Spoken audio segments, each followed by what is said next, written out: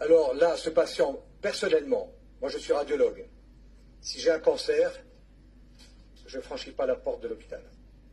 J'ai vu trop de malades mourir des effets de la chimiothérapie.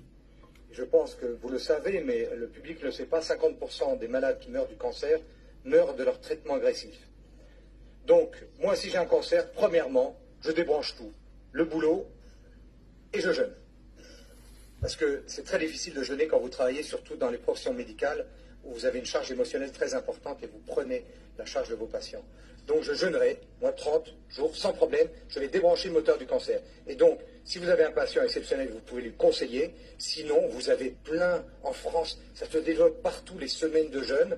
Et je crois qu'il faudrait qu'on travaille ensemble, médecins, pour éventuellement avoir un centre. Nous pourrions, parce que vous avez des centres en Suisse, mais il faut avoir des moyens financiers quand même assez importants. Donc, si vous avez un patient exceptionnel, vous lui dites de jeûner, vous lui faites acheter, il y a des livres qui sont très bien qu'il faut qu'il lise, c'est pas compliqué, il suffit de ne pas manger et de boire.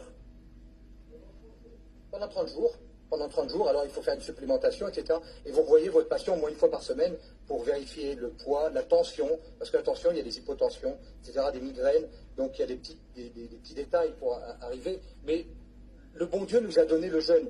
Et je vais vous dire, ça c'est du bon sens, nous avons deux carburants.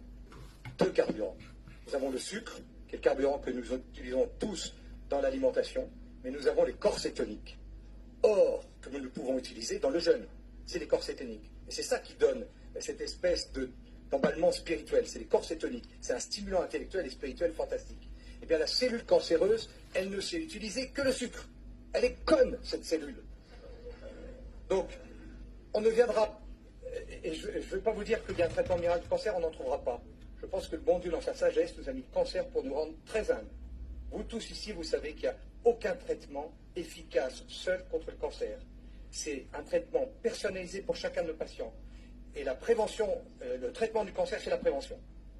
Quand vous avez un patient qui a un cancer, il faut d'abord qu'il jeûne. Vous allez débrancher le moteur du cancer. C'est un régime cétonique à 100%.